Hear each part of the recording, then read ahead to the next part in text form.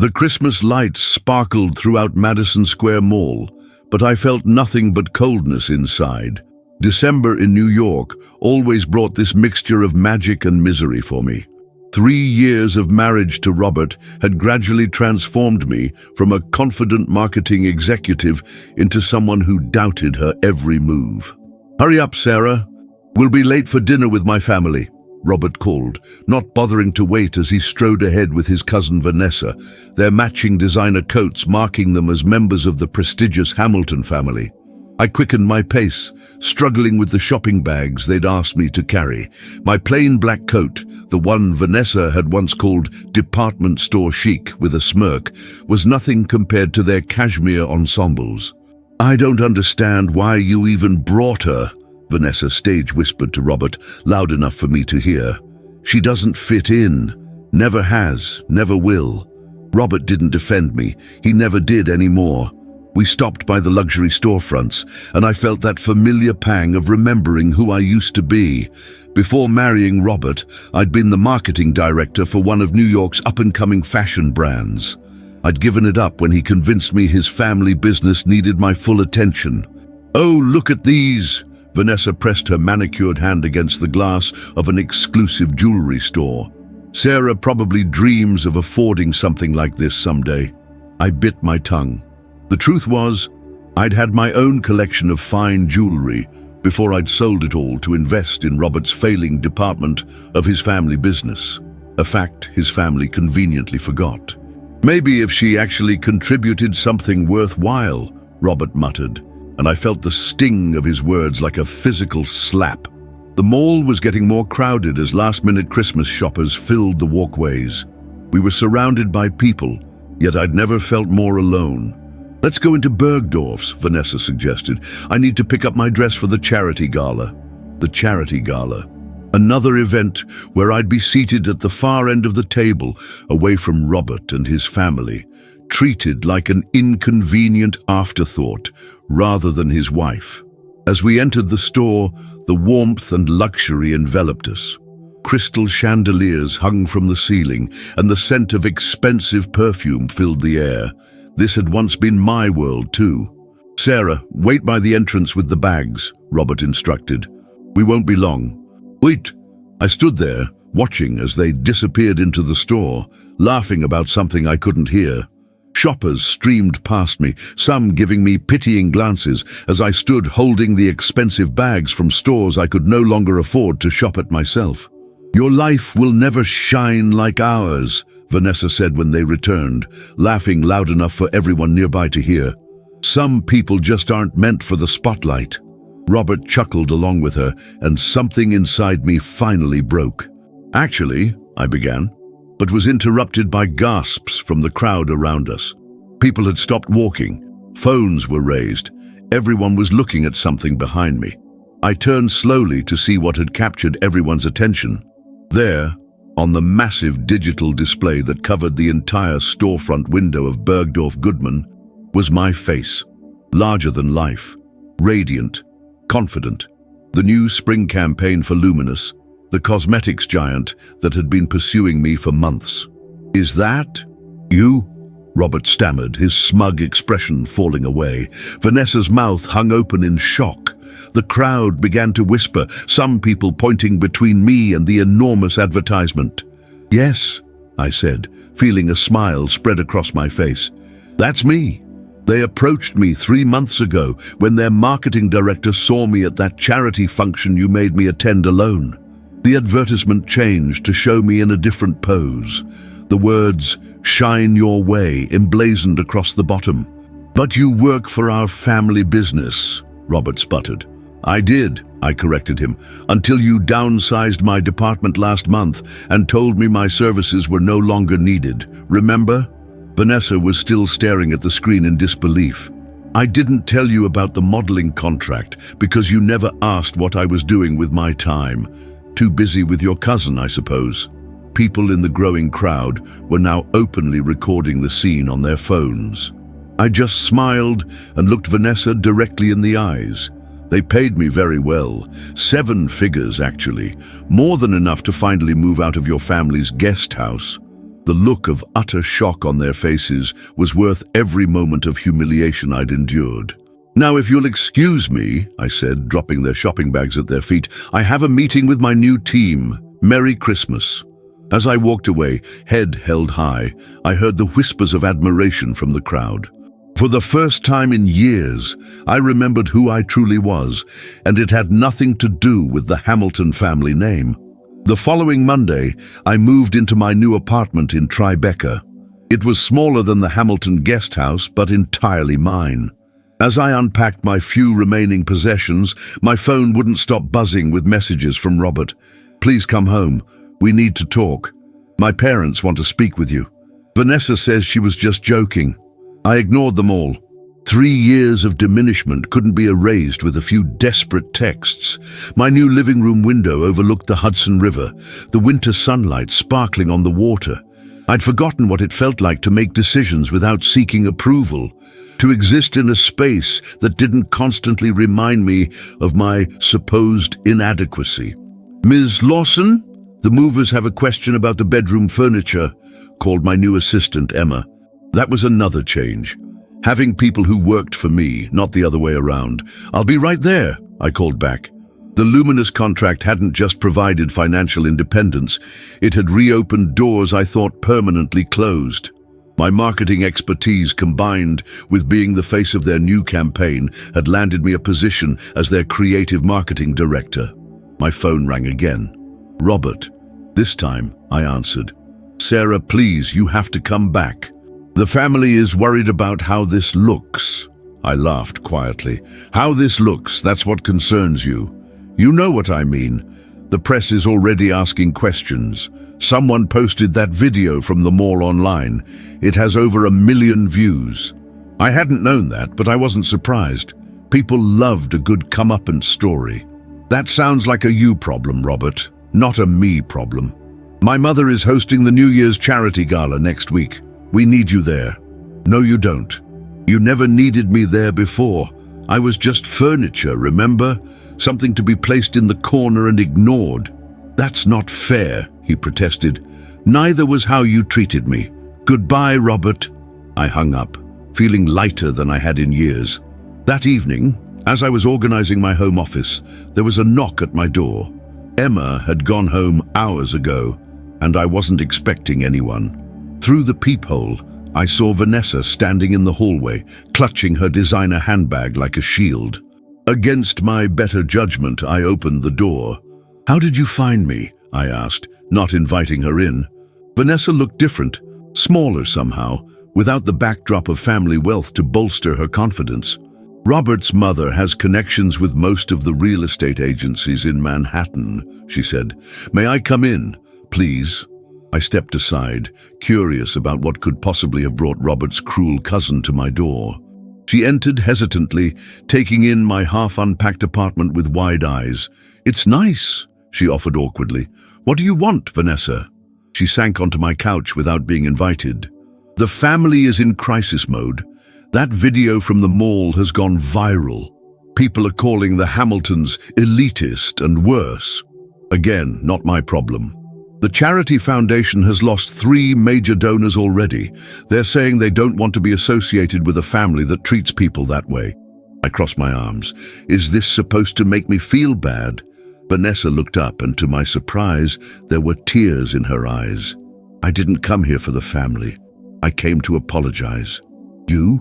Apologize?" I couldn't keep the disbelief from my voice. "I know I've been horrible to you. From the beginning. Why?" I asked the question that had haunted me for 3 years. "What did I ever do to make you hate me so much?" Vanessa's perfectly lined eyes brimmed with tears. "Because Robert loved you. Really loved you. Not like the arranged marriages the rest of us have. He chose you. Loved me," I repeated, the words feeling foreign on my tongue. "Robert hasn't loved me in a long time, Vanessa." She wiped at her tears, careful not to smudge her makeup.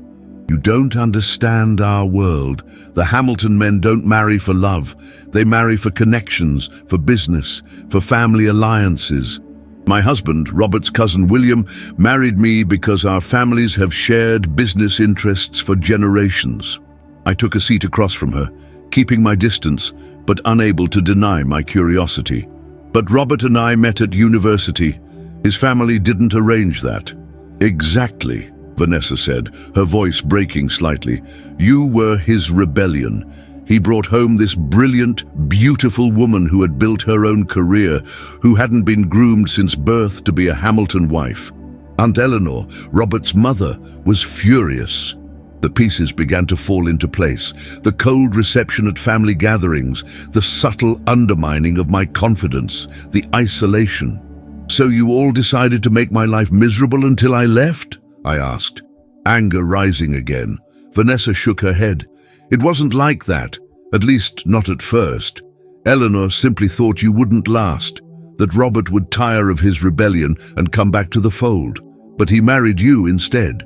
I remembered our wedding day, small and intimate, nothing like the grand society weddings the Hamiltons typically hosted. Robert's parents had attended with frozen smiles and left immediately after the ceremony. That still doesn't explain your cruelty, I said. Vanessa looked down at her hands. I was jealous. My marriage to William was arranged when I was 19. I've never known what it's like to be chosen for love. And then, when Robert started to change, to become more like the rest of the family, you helped that along, didn't you? I asked, the realization dawning on me. She didn't deny it. Eleanor promised me a larger role in the family foundation if I could help bring Robert back in line. I suggested the constant belittling, the exclusion. I told her that if we made you feel small enough, you'd either leave on your own or become subdued like the rest of the Hamilton wives. The calculated nature of it all made my stomach turn. And Robert went along with this? Not at first, Vanessa admitted. But the Hamilton men have been conditioned for generations to prioritize family legacy over personal happiness. When his father threatened to remove him from succession in the company, Robert began to waver. And then what? Vanessa looked truly ashamed now. And then I started spending more time with him, reminding him of his responsibilities, suggesting that you were holding him back. A cold realization washed over me. Were you and Robert? No, she said quickly. Nothing like that. But I made sure other people wondered. Including you, the manufactured intimacy, the inside jokes, the long business dinners I wasn't invited to. It had all been designed to drive a wedge between us. Why are you telling me this now? I asked. Because I've never seen consequences for our actions before, she said simply. The Hamiltons have always been untouchable, but that video changed everything. For the first time, people are seeing the family for what it really is. I stood up, needing distance. So this is about damage control. For the family, yes, she admitted. But for me, I don't know. Seeing you on that screen, seeing you finally stand up for yourself, it made me realize what I've become, what we've all become. I walked to my window, looking out at the city lights reflecting on the river. I appreciate your honesty, Vanessa, but it doesn't change anything. Eleanor wants to offer you a deal, Vanessa said, her voice taking on a businesslike tone. Come back, play the role of devoted wife, help repair the family's image, and she'll make you the director of the entire foundation, 7-figure salary, complete creative control. I turned back to her, incredulous. She thinks she can buy me after everything? That's how the Hamiltons solve problems. They throw money at them. Vanessa stood smoothing her skirt. The gala is next Friday. They're expecting you there at Robert's side, smiling for the cameras. And if I refuse? They'll make things difficult for you. The Hamiltons have influence in every major corporation in this city, even Luminous. I laughed, the sound echoing in my half-empty apartment. Is that a threat, Vanessa? It's a warning from someone who has seen what they can do. She moved toward the door, then paused. For what it's worth, I am sorry for everything. After she left, I sat alone in my new living room, considering my options. The Hamiltons had taken 3 years of my life, my confidence, my career, my sense of self, but they couldn't take my future, not unless I let them. My phone buzzed with a text from Emma. Luminous wants to move up the marketing meeting to tomorrow morning. The video has created unprecedented interest in the campaign. I smiled to myself. Sometimes the best revenge wasn't calculated or cruel. Sometimes it was simply thriving in spite of those who tried to dim your light. The next morning I walked into Luminous headquarters wearing a confidence that no designer label could provide. The marketing team stood as I entered, their faces eager and excited. "Sarah, the campaign is exploding on social media," said Marcus, the social media director. "We've never seen engagement like this." "Everyone wants to know your story," added Priya, head of PR. "We've had interview requests from every major morning show, women's magazine and news outlet." I set down my coffee, considering, what exactly do they want to know? "Everything," Priya said. "How you went from marketing executive to model. Why your husband and his family looked so shocked." The authentic moment captured in that video resonated with millions of women who felt belittled or underestimated. "We think we should lean into it," Marcus suggested. "Expand the Shine Your Way campaign to include real stories of women reclaiming their power." I thought about Vanessa's visit, about the Hamiltons' attempt to buy my silence and compliance. "What if I told my story?" I asked. "The whole story." The room went quiet. "You mean about the Hamiltons?" Priya asked carefully. "They're a powerful family, Sarah." "So am I," I replied, surprising myself with the conviction in my voice. "And I think it's time everyone knew it."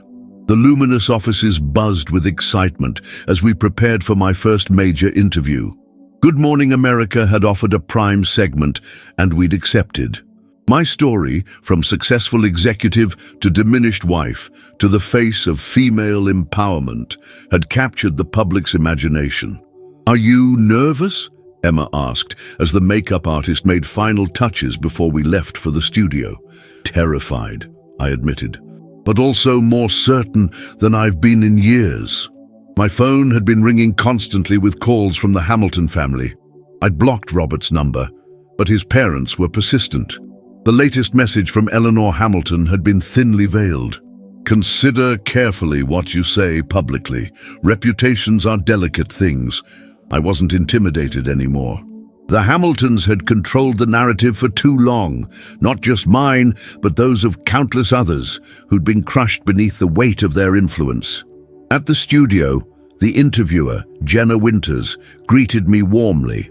"That video has over 15 million views now. You're the woman everyone's talking about." "I'm still getting used to that," I said honestly. Once the cameras started rolling, Jenna didn't hold back. "Sarah, tell us what was happening in that moment when your face appeared on the department store window." I took a deep breath. I was experiencing the culmination of 3 years of systematic emotional manipulation. My husband's family had worked very deliberately to make me feel worthless, to convince me that I needed them more than they needed me. "And your husband was part of this?" "He became part of it," I clarified. That's what was so heartbreaking. The man I married slowly transformed into someone who participated in my humiliation rather than protecting me from it. "Yet you kept this modeling contract a secret from them?" I nodded. When Luminous approached me, it was the first time in years I'd been valued for my talents. I didn't tell my husband because I knew he would find a way to diminish it or take it from me. I needed something that was just mine. "The woman in the video, your husband's cousin, said your life would never shine. How did that make you feel?" "Like I'd finally had enough," I said simply. There's a moment when you realize that the people claiming to be your family are actually your jailers. That was my moment of clarity. The interview continued, and with each question, I felt stronger. I didn't name the Hamiltons directly. I didn't need to. Anyone could find that information with a simple search. What mattered was the message. No one deserves to be made small to make others feel big. After the interview, my phone exploded with notifications. Shine Your Way was trending nationwide. Women were sharing their own stories of reclaiming their power from toxic relationships, workplace discrimination, and family dysfunction. Back at my apartment, Emma helped me sort through the media requests that continued to pour in. The Hamilton Foundation sent a press release, she said, her voice careful. They've announced a new initiative supporting women entrepreneurs, named after you. I laughed out loud. Damage control at its finest. There's more, Emma added. Robert's mother has stepped down as chairperson. They're citing health concerns. But the timing, the doorbell rang, interrupting us. Emma went to answer it, while I continued reviewing the interview clips being shared online. Sarah, Emma called, her voice tense. It's Robert. I froze, then slowly walked to the entryway. Robert stood there looking nothing like the confident, polished man who had laughed at me in the mall. His eyes were rimmed with red, his normally perfect hair disheveled. 5 minutes, he pleaded. That's all I'm asking. Against my better judgment, I nodded. 5 minutes. Emma discreetly withdrew to the kitchen as Robert followed me to the living room. I saw the interview, he said without preamble. Along with millions of others, apparently, I replied. You didn't mention our name. I didn't need to. He ran a hand through his hair. My father has had a heart attack. I felt a momentary pang of guilt, quickly replaced by resolve. I'm sorry to hear that, but I'm not responsible for his health. No, you're not, Robert agreed, surprising me. The doctors say it's been coming for years. Too much stress, too much control, too much...